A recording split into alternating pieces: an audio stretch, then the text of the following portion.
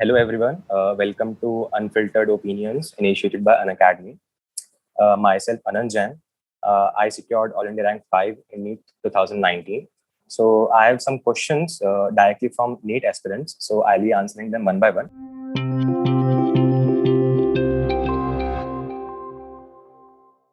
So first question is, what are the core subjects in NEET exam? So core subjects are physics, chemistry, and bio. Next question is, are there separate exams for AIMS and JIPMA? No, before 2020 there were, but now only one exam is there, that is NEET. Are NCRTs really enough? Actually, NCRTs are the basics, so आपको NCRTs तो करनी ही करनी है. उसके अलावा भी आपको करना पड़ेगा क्योंकि 10 to 20% questions out of NCRT भी आ सकते हैं. Then next question is, top 3 tips to make the concepts stronger. So to make the concept stronger, first tip is to be confident. So अगर आप सब्जेक्ट में कॉन्फिडेंट हैं, topic में confident है तो आप क्वेश्चन अच्छे से कर पाएंगे. Second tip is then you have to be consistent. So अगर आप कंसिस्टेंटली प्रैक्टिस करेंगे किसी भी टॉपिक को तो आप उसमें ऑटोमेटिकली स्ट्रांग हो जाएंगे. एंड थर्ड इज कि आपको जो सब्जेक्ट है उसमें ज्यादा से ज्यादा आपको फोकस करना पड़ेगा. अगर आप बिना फोकस के किसी भी टॉपिक को करेंगे तो वो ऊपर ऊपर से आपको याद रहेगा, फिर आप भूल जाएंगे. तो बार बार अगर उसे रिवाइज करेंगे तो बेटर होगा और स्ट्रांग भी बनेगा. Next question is, how to manage coaching, regular schooling and self study. So basically काफी बच्चे सोचते हैं कि स्कूलिंग इज एन एक्स्ट्रा चीज जो हमें करनी पड़ेगी except from preparation. But schooling को आप ये लेके चलिए कि आपका वहाँ पे रिविजन हो रहा है, क्योंकि वहाँ पे जो टीचर पढ़ा रहा है वो भी कोर्स का ही पढ़ा रहा है, वहाँ पे एनसीईआरटी पढ़ा रहा है टीचर.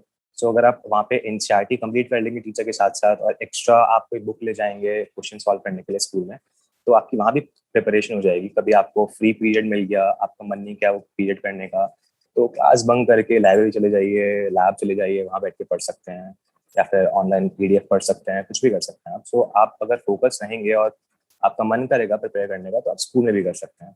जहाँ तक बात रही सेल्फ स्टडी की, अगर आप स्कूल से आने के बाद रिफ्रेश होने के बाद थोड़ा सो जाएं, उसके बाद जब उठें तब सेल्फ स्टडी करें रेगुलरली हर दिन and with consistency and with time limit. मतलब आप जब सेल्फ स्टडी कर रहे हैं उसमें अगर आप क्वेश्चन सॉल्व कर रहे हैं उसको आप टाइम लिमिट लगा के सॉल्व करेंगे तो बेटर रहेगा. सो अगर आप स्कूल में भी प्रिपेयर कर रहे हैं, घर पे आके सेल्फ स्टडी भी कर रहे हैं, साथ साथ अगर आपकी कोचिंग है तो कोचिंग में रेगुलर रहिए. बहुत इंपॉर्टेंट बात है कि अगर आप कोचिंग में रेगुलर रहेंगे तो आपका कंसेप्ट कोई भी मिस नहीं होगा. कंसेप्ट मिस नहीं होगा तो आपकी रोड स्मूथ रहेगी, आप एग्जाम में अच्छा परफॉर्म कर पाएंगे. Then next question is, how did you utilize your time as you were preparing from the home? So when I was home, I basically self-studied and what was taught in the class on that day, I revised it after coming home and लगातार मैं उसको questions करता था. हमेशा questions मैंने ऐसे नहीं किए कि हाँ एक क्वेश्चन अब कर लिया, थोड़े क्वेश्चन अब कर लिए, देन 1 घंटे बाद बाकी करूंगा, ऐसा नहीं. हमेशा मैं क्वेश्चंस को टाइम लगा के सॉल्व करता था. उससे मेरी स्पीड एंड एक्यूरेसी भी इम्प्रूव हो जाती थी. नेक्स्ट क्वेश्चन इज, ऑफलाइन और ऑनलाइन कोचिंग, कौन सी कोचिंग बेटर है? देन कोचिंग बेटर होने से मतलब नहीं होता, बस ये होता है कि आपको समझ में आना चाहिए. सो अगर आप ऑफलाइन टीचिंग में हो चाहे ऑनलाइन टीचिंग में हो, अगर आपको डाउट्स आ रहे हैं और आप पूछ पा रहे हो डाउट्स, तो आपके डाउट्स क्लियर हो रहे हैं, देन दोनों कोचिंग में से कोई भी कोचिंग बुरी नहीं. Next question is, how can I keep my self motivated during the preparation? So motivation is a thing that you must have for the preparation.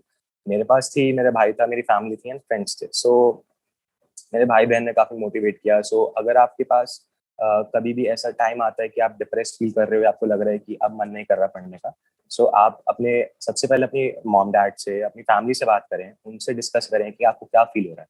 तो वो कोई ना कोई सोल्यूशन निकाल देंगे, वो आपका मूड लाइट करेंगे.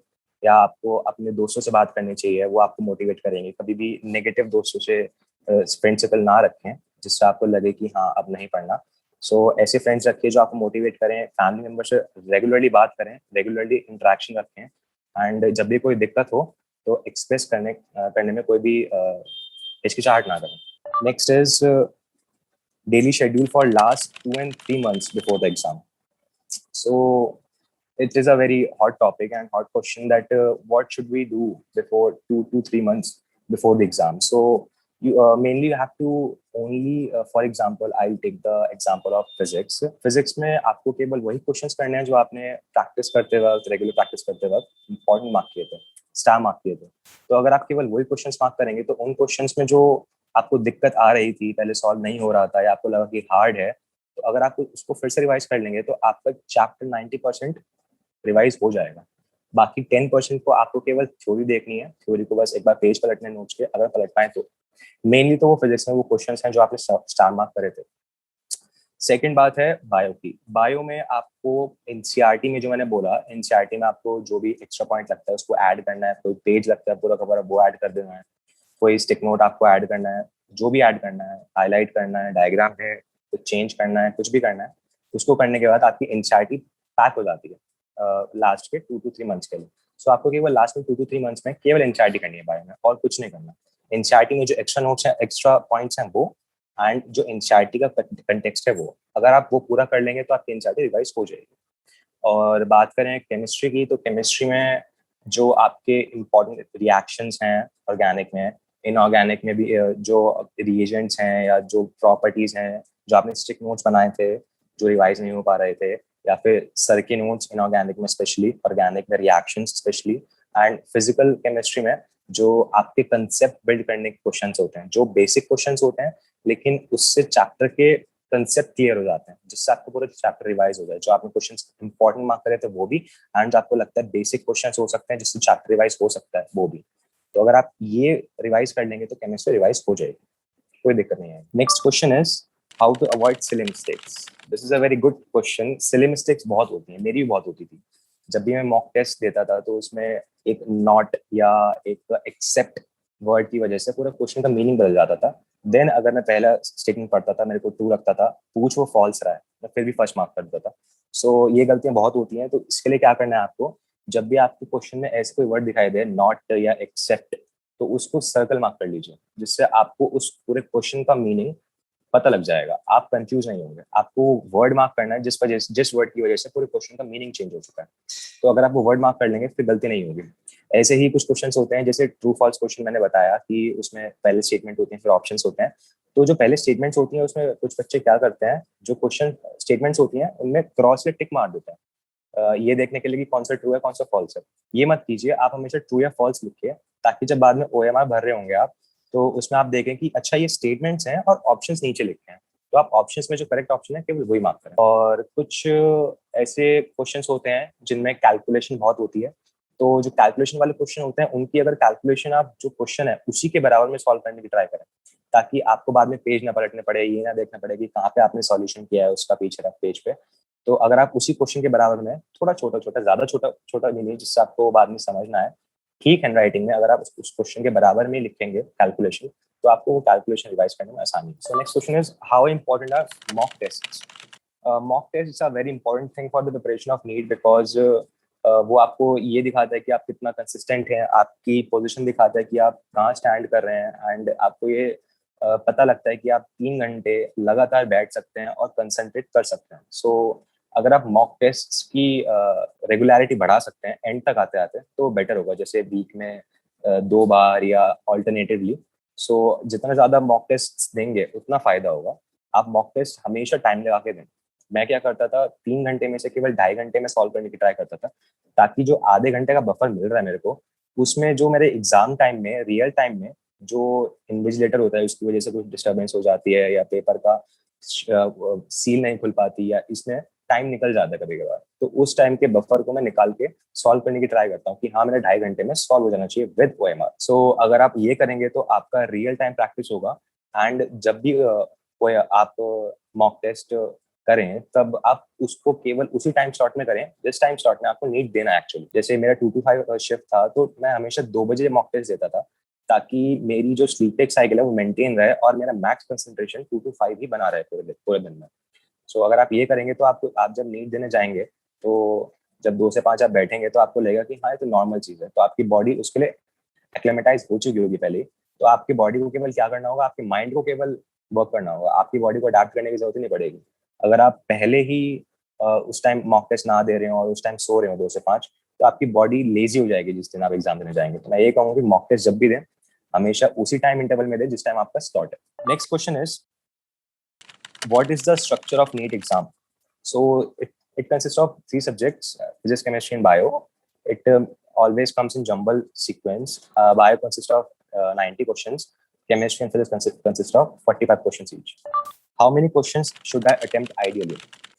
You should focus on the question you are currently doing and with full accuracy and speed. आपको ये नहीं देखना कि आपके कितने क्वेश्चन बचे हैं, कितने क्वेश्चन करने हैं। आपको केवल जो वो क्वेश्चन कर रहे हैं आप उस क्वेश्चन पे ध्यान देना है। जितने क्वेश्चन हो जाए उतने बेटर है, क्योंकि आपने अपनी 100% कैपेसिटी से वो क्वेश्चन सॉल्व करें तो उन क्वेश्चंस के करेक्ट होने के चांसेस बहुत ज्यादा हैं। रादर देन अगर आप सारे क्वेश्चन सॉल्व करने की ट्राई करेंगे एंड उसमें मोस्टली क्वेश्चंस आप गलत कर दें ड्यू टू सिली मिस्टेक्स या फिर पूरा क्वेश्चन नहीं पढ़ा, तुक्के मार दिए, तो उससे फायदा नहीं है। उससे नेगेटिव मार्क्स भी आएंगे आपके और जो आपके सही होने चाहिए थे वो नहीं हो पाएंगे। Next question is how to find a balance between speed and accuracy. तो मैंने बताया कि स्पीड एंड एक्यूरेसी अचीव करने के लिए आपको रेगुलर जो प्रैक्टिस कर रहे हैं, जो मॉक टेस्ट दे रहे हैं, उनको टाइम लिमिट में करना पड़ेगा। जो भी आप क्वेश्चंस रिवाइज करते हैं या फिर एंड के 2 to 3 मंथ्स जो मैंने बताया आपको स्टार मार्क क्वेश्चन रिवाइज करना है, उनको भी हमेशा टाइम मार्क करके ही रिवाइज करें। आप सारे क्वेश्चंस को कंपाइल कर लीजिए, देख लीजिए वो क्वेश्चंस कहाँ पे हैं एंड टाइम सेट करिए 2.5 घंटे का एंड स्टार्ट करिए। उसके बीच में ना आपको खाना खाना है, ना पानी पीना है, ना वॉशरूम जाना है, ना नो डिस्ट्रैक्शंस। कमरा बंद कर लीजिए, घर वालों को भी अंदर मत घुसने दीजिए। तो 2.5 घंटा केवल आप अपनी प्रैक्टिस कीजिए और रेगुलरली मेंटेन रहिए। रेगुलरली 2.5 घंटा कंसंट्रेशन बनाए रखिए, जिससे जब एग्जाम टाइम में बैठेंगे आप तो आपको आदत पड़ जाएगी 2.5 या 3 घंटा आराम से बैठने की। Then next question is how did you manage the pressure during last days of exam. That is a very good question because last दिन आते आते 1 हफ्ते 2 दिन प्रेशर इतना ज्यादा बढ़ जाता है, हम सोचने लगते हैं कि हमसे हमारे रिलेटिव्स, हमारे पेरेंट्स, हमारे फैमिली मेंबर्स, फ्रेंड्स, टीचर्स क्या क्या एक्सपेक्ट कर रहे हैं। अगर मैं उनके एक्सपेक्टेशन पे बिल्डअप नहीं कर पाया तो क्या होगा, या मैंने एग्जाम में कुछ गलती कर दी क्या होगा, मुझे नहीं आया क्वेश्चन तो मैं क्या करूंगा। इन सब नेगेटिव थॉट्स को हटा के अगर आप ये सोचें कि मैं केवल 3 घंटा वहां पे बैठ के केवल जो इन्विजिलेटर या जिसने पेपर सेट किया है वो जो क्वेश्चन पूछ रहा है मेरे से, मैं केवल उसका आंसर दूं 3 घंटा बैठ के और कुछ सोचो ही ना, तो मेरा पेपर अच्छा हो जाएगा और अच्छी रैंक आ जाएगी, अच्छा कॉलेज मिल जाएगा, आई बी अ गुड डॉक्टर। सो अगर आप केवल जो आपका फिजिकल एस्पेक्ट है केवल उसके बारे में सोचें और जो नेगेटिव पॉइंट्स हैं कोरोना वगैरह इन सब के बारे में ना सोचें, डीमोटिवेट ना हो, केवल मोटिवेटेड रहें। अगर लास्ट के 1 वीक में आपको लग रहा है कि हाँ आपसे और तैयारी नहीं हो रही तो छोड़ दीजिए। अपनी जो हॉबीज हैं, फैमिली टाइम स्पेंड कीजिए, हॉबीज को एक्वायर कीजिए, नई हॉबी बना लीजिए, कुछ भी कीजिए, अपने आप को मोटिवेटेड और जॉयफुल रखिए। कभी भी आप डीमोटिवेट नहीं होना आपको लास्ट के 1 वीक और लास्ट के 1 दिन में। Next question is what is your favourite subject and why. So my favorite subject was physics, rather than most of the NEET aspirants whose favorite subject was bio. I rather find bio a little tiring, and I didn't able to revise it well, and I didn't able to retain it. So मेरी physics ऐसी थी कि मुझे कोई भी question दे देता था, कभी भी क्लासेस के बीच में कोई बच्चा आता था मेरे से क्वेश्चन पूछने, तो मुझे अच्छा लगता था वो बताना एंड मुझे लगता था कि हाँ मेरी रिविजन भी हो रही है और मेरे को अलग अलग क्वेश्चन के से इंट्रोडक्शन भी हो रहा है मेरे को। सो मैं हमेशा फिजिक्स को ऐसा लेके चलता था कि हाँ उसमें दिमाग लगाना, क्योंकि थोड़ी कमी आती है फिजिक्स में, तो जो न्यूमेरिकल्स होते हैं उसमें मेरे को अच्छा लगता था न्यूमेरिकल्स करना एंड कैलकुलेशंस करना। सो आई ऑलवेज थॉट कि out of the box thinking काफी अच्छी चीज है and I like it very much. Next question is how to focus in these distressing times. So corona का टाइम जो चल रहा है इसमें बहुत बच्चे सोच रहे होंगे कि यार हमारे साथ ऐसा क्यों हुआ, यार नीट हो नहीं रहा है, या कैसे प्रिपेयर किया जाए, बहुत लोग मर रहे हैं, अगर हम इन्फेक्ट हो गए तो क्या होगा। तो इन सब बातों को अगर आप साइड में रखेंगे, इन सब बातों पे ध्यान ही मत दीजिए, बस प्रिकॉशंस लेते रहिए, प्रिवेंशन रखिए और कहीं भी बाहर मत जाइए बेमतलब के। अगर आप घर में बैठे बैठे अपनी केवल प्रिपरेशन पे ध्यान देंगे और केवल पॉजिटिव एस्पेक्ट्स पे ध्यान देंगे, अपनी फैमिली से बात करेंगे, इंटरेक्ट करेंगे, तो बेटर रहेगा ना कि रेगुलर कोरोना केसेस देखें कि कितने बढ़ रहे हैं या नीट हो पाएगा या नहीं हो पाएगा।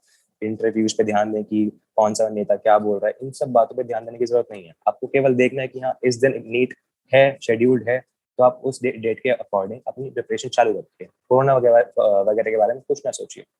और अगर नीट पोस्टपोन हो गया तो आपके लिए अच्छी बात है, जो आपने पूरा रिवाइज किया तो उस दिन के लिए आप उसको रिवाइज कर सकते हैं और अच्छी रैंक ला सकते हैं। तो हमेशा पॉजिटिव साइड की तरफ देखिए, नेगेटिविटी अगर हटा देंगे तो बेटर रहेगा। Next question is how is your experience in मैमसी। सो मैमसी is a very good college and it has a great campus, great atmosphere and joyful atmosphere.